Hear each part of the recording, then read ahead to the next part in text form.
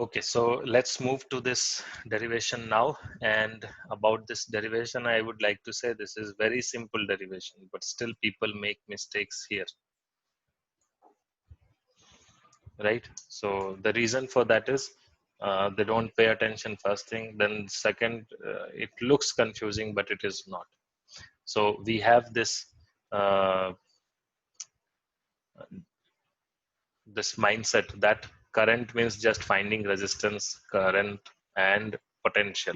That is all in current electricity. And this drift velocity, that's why it looks very different to us, and that's why we don't study it properly. But this is very simple derivation. That's why I would like you to go through this, and uh, it's asked, mostly it is asked. So we have these few things which we have seen here, that is number of electrons per unit volume. This is our electron density. Area of cross section, which we see here. This is the area of cross section. Then we have V. This is the potential difference across the conductor, length of the conductor. E, capital E, is the field inside conductor, and I is the current. J is the current density. Resistivity and conductivity we are going to derive, so that's why we have just written it. Now, what is we know that from these two, and L is the length of the conductor. This L is the length of the conductor. So now, what is the total number of electrons in this conductor? So, total number of electrons in the conductor. That will be nothing but electron density into volume of conductor. And what is volume of conductor? That is nothing but A into L. So that is the total number of electrons. Now charge of one electron, charge of just one electron is equals to E. So that means total charge in conductor.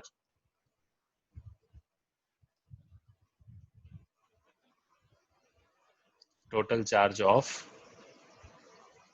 electrons in the electrons which are moving. The charge, total charge contained in length L will be equals to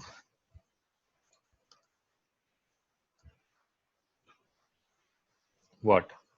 Total number of electrons, that is NaL into E. So this is equals to Q. Now all the electrons which enter the conductor at the one end will pass through the conductor at another end. So electrons are coming from which direction? Electrons will come from this direction.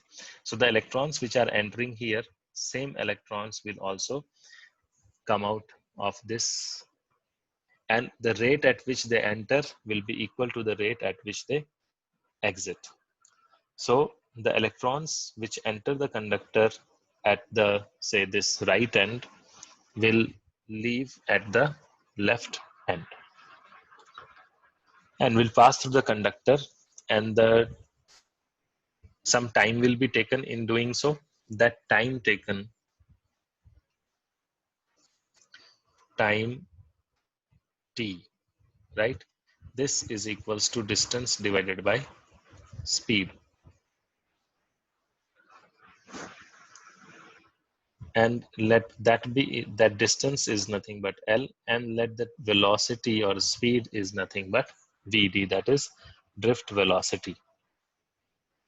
So now if we see, we have two things. One is the charge, which is equals to NaL into E, and another is time. This is for time. And what do we know about current? Current is the rate of flow of charge. So current I will be equals to Q divided by T. That is NeAL divided by L divided by Vd. So this L and L will get cancelled, and we'll have I is equals to NeA Vd. This is that important relation between current and drift velocity. So I'll write it here. This I is equals to N E A into Vd. Vd is drift velocity. This is very important, or this is the final result. And as you saw, as you have seen, this derivation is not that difficult. We just have to find current. For that, we have to find total charge and the time. Time is distance divided by velocity, L divided by Vd, and total charge is total number of electrons in that particular metal segment into E. That is NaL into E. That's all. So it's very simple, very straightforward derivation, and this is the result which we get. Now, the important point here is not just this. Important point here is also the associated results. That is, results which can be derived from this onwards. So we got the result about drift velocity and I. This is the relation between I and drift velocity. What we do now is we have earlier got the relation between drift velocity and electric field. So the two relations which we have derived, that is I equals to N E A V D, and the second relation, which the first relation or the relation before that was Vd and electric field, that is E divided by m. This is acceleration into tau, right? And one more thing which we should know is that this electric field is nothing but V by L, right? So what can I say about this Vd? This Vd is equals to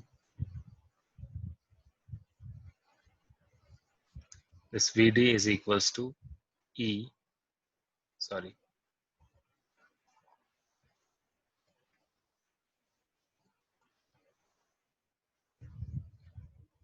the electron charge as it is. Instead of V, I'll write now V by L and EE tau. So this is Vd. And what is I? I is equals to NEA Vd. What does that mean? NEA as it is. Vd is E V tau by m into L. So here we have relation between I. By doing this, what did we get? We get a relation between I and V. So now what is V divided by I? So this V divided by I, this I, I'm writing it as I, but this is small. Small will also work. So that is equals to ml divided by n e square a into tau. So that is ml n e square a tau. Now this is again important. We have V by I is equals to m L and m divided by n e square tau, and this I can write as 1 unit, and next I can write L divided by A.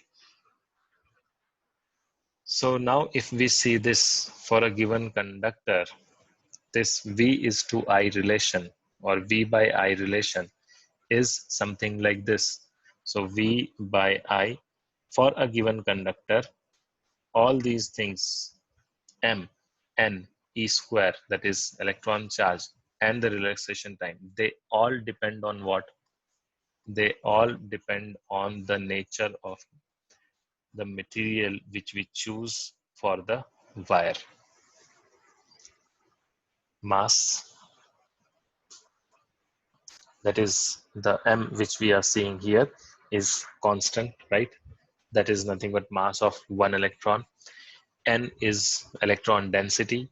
E, small e, is the charge on an electron, and tau is the relaxation time. So all these things which we see here in this yellow box, this is fixed for a, these are fixed or constant for a metal, right? And this is something which is directly proportional. This V by I is something which is directly proportional to the length. Now this length of metal may vary and area may vary, but other things are, as we can see, fixed and constant. So if you see this now, we have studied something like R is equals to rho L by A. So now, and we know one more thing, that R is equals to V by I. And it is the same which we are seeing here. So this is equals to R is equals to M divided by N E square tau into L by A.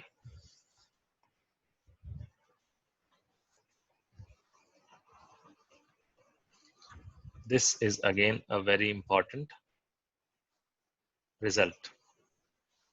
So whatever we have studied, that is the earlier, that is Ohm's law. So this is nothing but Ohm's law using, so we have derived Ohm's law and using drift velocity. So I'll write it like that, Ohm's law and drift velocity.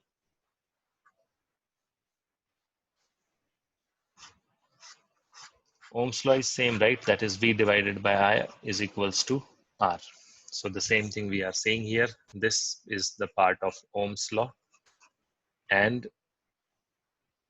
we have just made it clear that this is equals to constant, and R changes with length, R changes with area. R is directly proportional to L, R is inversely proportional to area. And this is, as you can see here, this formula, R equals to rho L by A. So that means what?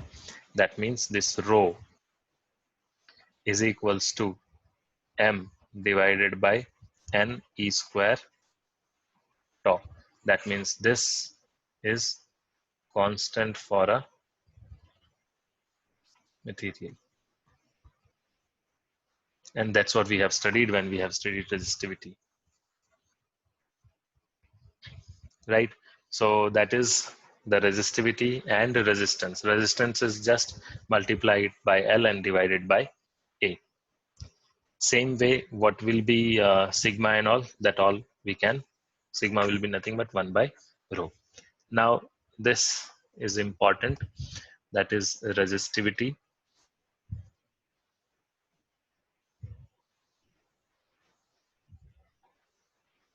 This resistivity or rho is equals to M divided by N E square tau. Now, if you see this, right, if you see this M divided by N E square tau, so that is constant and all. And we see one more thing, that is number of free electrons per unit volume or electron density. It depends on these two parameters. Few things cannot be changed. For example, E, that is charge of electron, and M, that is mass of electron. But there are two more things left here, that is electron density and tau. So these two things are, this is electron density, and tau, that is relaxation time. So these things may change for conductors or may depend on conductors, but M and E is going to remain same. So P is independent of dimensions. So what are the results here? That this P, sorry, not P, the rho is independent of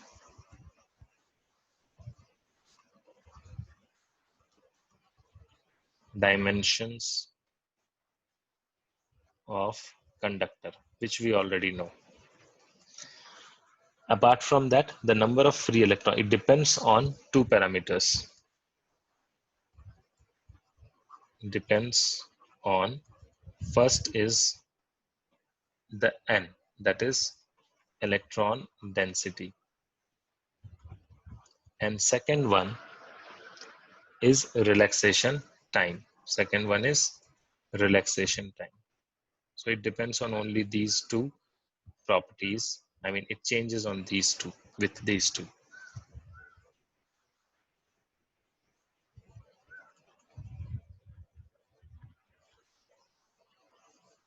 Relaxation time. And we know, right, relaxation time is nothing but, and we will use this again later when we will study the effect of temperature.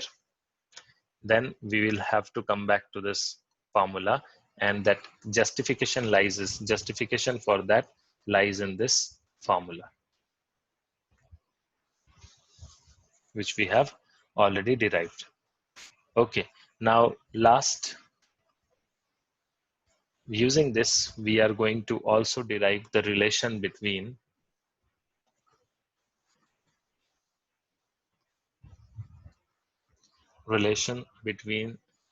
current density, sigma, and E. Density is a vector, sigma is current density, sorry, sigma is conductivity, and capital E is electric field. So for an electron, we know that Q is equals to minus E, and drift velocity, about that we know that this is equals to minus E tau over M. Now what is J? J is equals to this N is the charge density into Q, that is total charge, into velocity. If I'll do just Q into Vd, that will be actually equals to current, because what is NEA Vd? In that, NEA is nothing but Q. So N into Q into Vd is this divided by area is equals to J. So J is equals to this N into A into Vd, that is N into Q into Vd, or this is equals to N into minus E into Vd, and Vd is minus E tau over M. So now what is J? J is current density, and that is equals to N E square tau by M into E.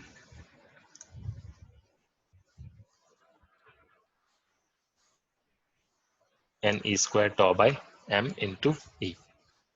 So that is the relation, and this N E square tau by M. If you see this thing here, that is the rho, or the resistivity. Now what we have here is just opposite or inverse of that, or reciprocal of that. So I can say that this is J equals to 1 by rho E, or J is equals to sigma E. So this is the relation between current density and electric field, or current density, electric field, and conductivity. So they are related by this relation. Again, a very important relation, and all these can be derived very easily on the fly. You can actually derive it in the exam itself, but it is advisable to practice this as much as possible. Okay, now what about E? that is electric field is equals to 1 by sigma into J. So that means electric field is equals to 1 by sigma is nothing but rho into J. That is the second relation from the same formula. So that is about different terms here, like uh, drift velocity. Then we have seen the relation between, or we have actually derived the Ohm's law. That is this topic was actually Ohm's law.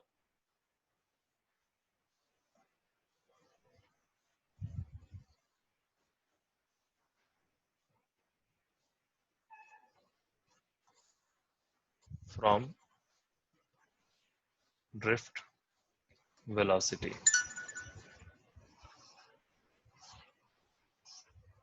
So we have derived this here. And then we had this relation between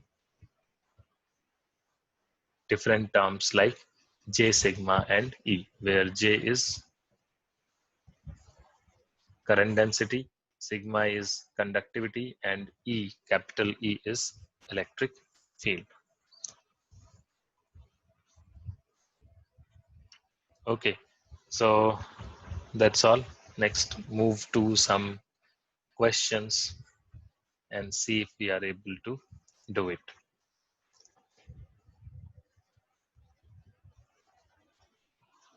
The potential difference applied to an X-ray tube is 5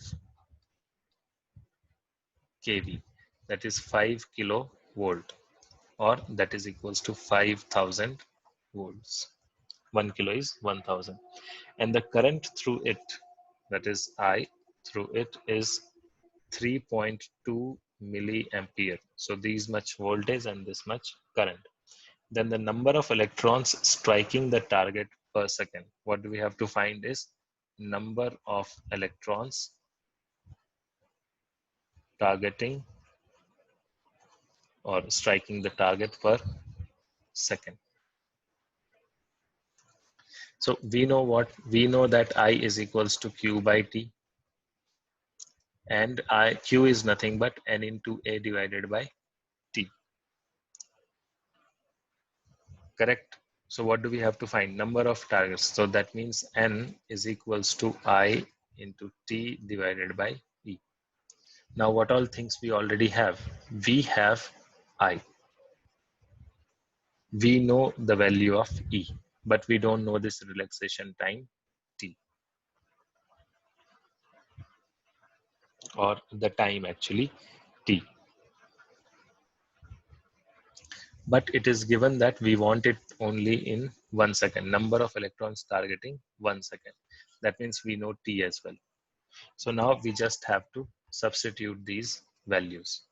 So this question, if you see, it is not directly, or it's not a direct question based on formula, but we have to apply the logic.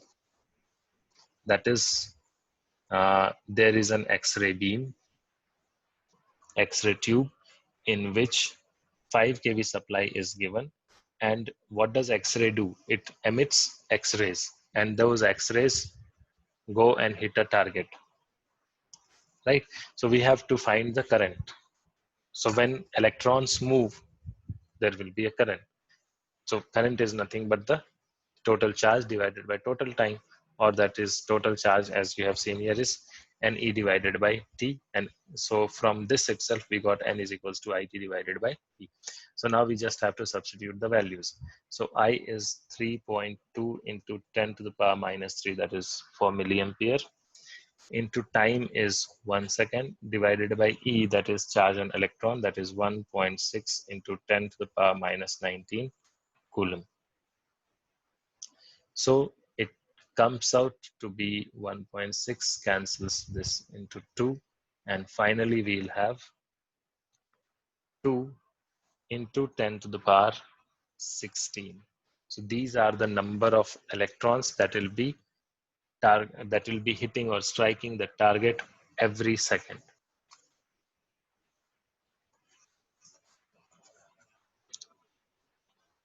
Let's move to next question. A beam of electron moving at a speed of 10 to the power 6 meters per second. So the speed is 10 to the power 6 meters per second. That is beam of electrons. Along a line, it moves along a line, produces a current of, now this produces a current of 1.6 into 10 to the power minus 6 amperes. What do we have to find? The number of electrons in the 1 meter of the beam. We have to find number of electrons in 1 meter of beam. So what do we have? We have a beam of electron moving at a speed of 10 to the power 6 meters per second along a line, produces a current of 1.6. It produces a current that is equals to 1.6 into 10 to the power minus 6 amperes. And we have to find the number of electrons in the 1 meter of this beam. So if this is 1 meter, how many electrons are there? Okay, again, very basic formula, that is I is equals to Q by T, because we have I. Okay, now what do we have? Q is okay, that is given directly or no. Okay, Q is there. T, that is time. Time is nothing but the length divided by velocity.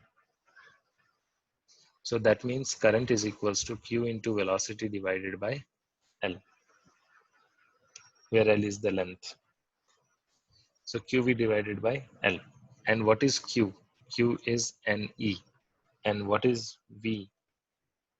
V is that velocity divided by L.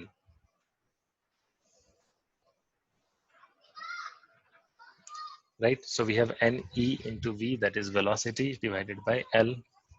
And now if you see, all these things are given. We have